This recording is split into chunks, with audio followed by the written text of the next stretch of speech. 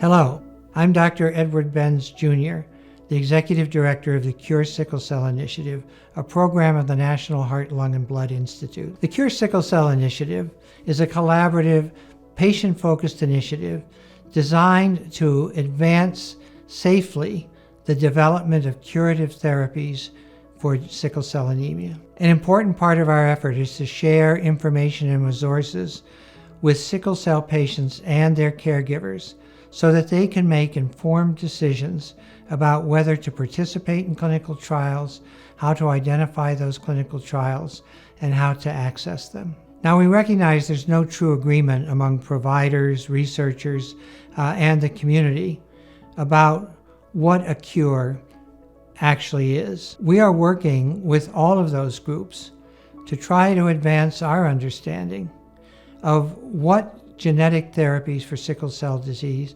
can actually accomplish in eliminating some symptoms, alleviating or mitigating other symptoms, or providing proper support for patients for those symptoms that may continue even after the therapy. We recently asked the community, including our community input panel, what questions they had about these therapies, and here's what they asked.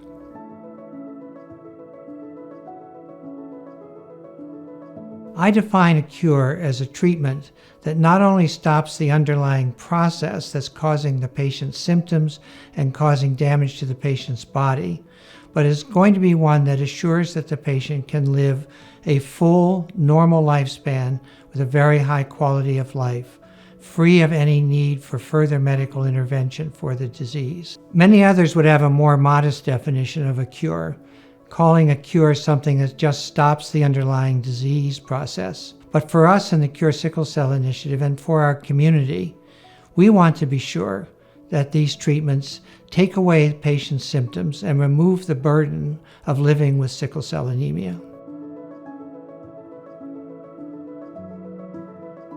A curative therapy has many, obviously, good benefits in the short term and the long term, but is also going to present challenges to patients in both the short and the long term. One will have to adjust to being a patient without sickle cell anemia. And for different people, that's going to have some very, very different meanings that are going to need to be supported. In the long term, patients who receive these therapies are going to be wondering, will the therapy last? We believe that this is a one-time treatment that should last a lifetime, but we won't know that until we do long-term follow-up. The treatment itself also carries some short-term and long-term risks, which are usually managed very well, but those also are going to have impact on the patient. We hope and we expect, based on the early data that we're getting from clinical trials, that gene therapies will eliminate or at least alleviate the major symptoms of sickle cell anemia, the process of red blood cell destruction that's called hemolysis, and all of the things that does to the body, the painful crises. We also hope that the chronic pain, the fatigue, the brain fog that can come with sickle cell anemia, that those will also be at least alleviated and hopefully eliminated over time. Gene therapy adds a gene to the bone marrow stem cells that produce a patient's red blood cells. And the point of adding that gene is that we block the sickling process so that the patient's red cells no longer undergo sickling and all of the negative consequences that flow from that.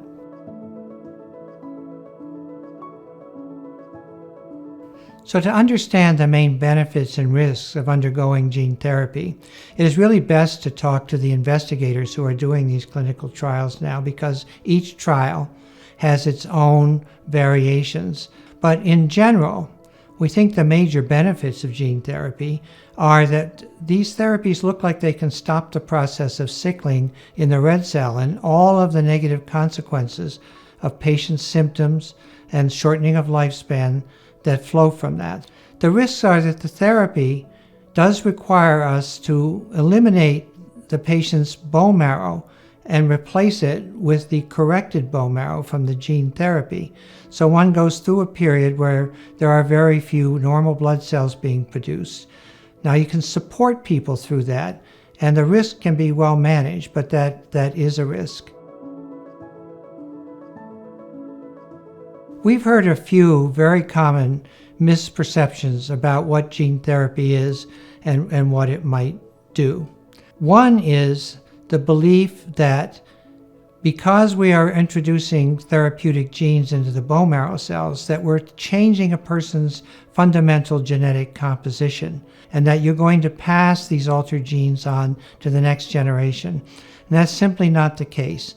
The only cells that get genetically modified by these gene therapy techniques are bone marrow cells.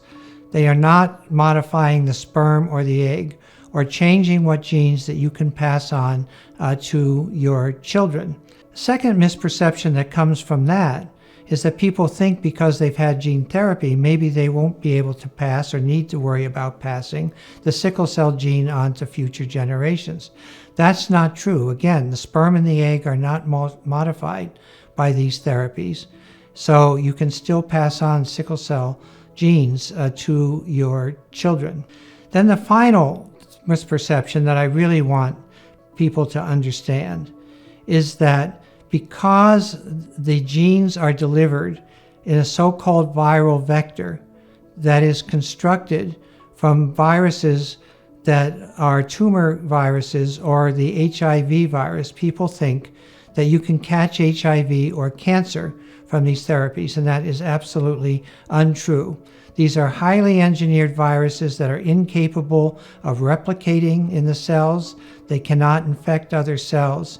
They cannot cause HIV, and they cannot cause cancer, and there is absolutely no risk of those associated with gene therapy.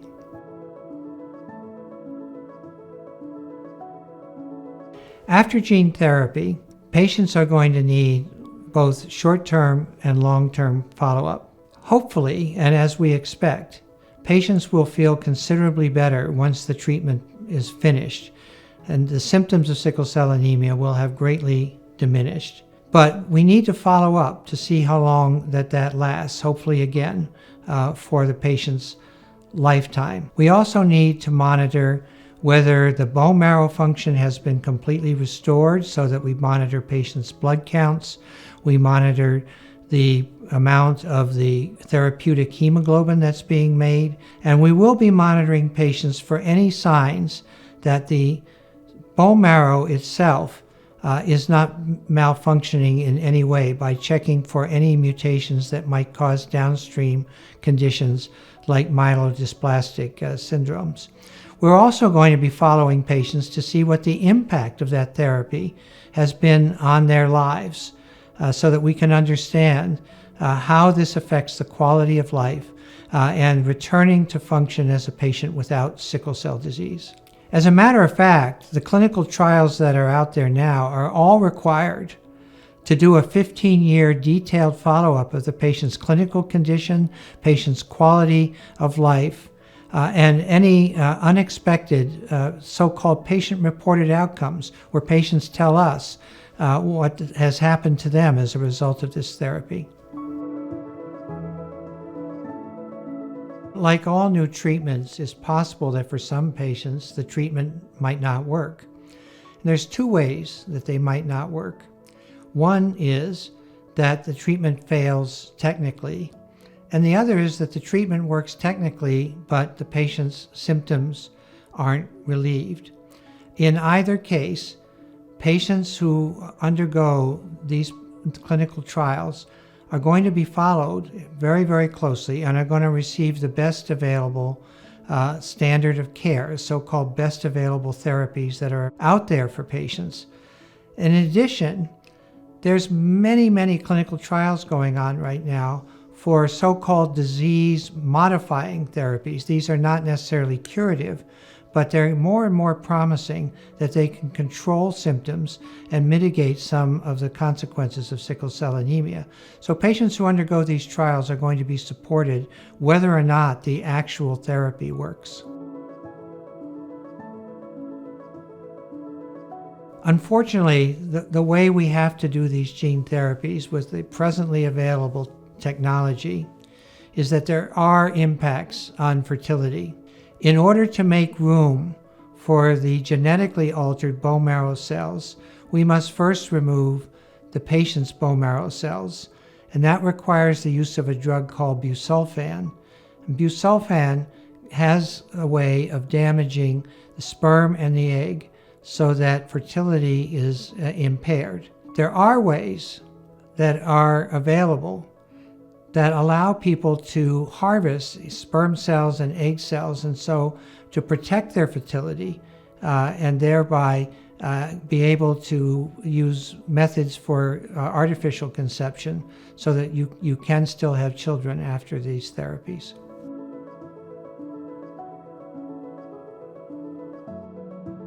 Addressing the mental health aspects of going through a very complicated clinical trial is extremely important. And we encourage patients who are thinking about these clinical trials to talk to not only to their providers, but also to the investigators in the trial to see what resources are available. We do know that people doing these clinical trials are very interested in addressing important mental health issues because these are potentially life-changing therapies and can change one's sense of identity, change one's sense of living with or without the disease. So we cannot overemphasize how important support for mental health issues are as we carry these trials forward. Please share this video. And for more information about our efforts, please visit our website at www.CureSickle.org.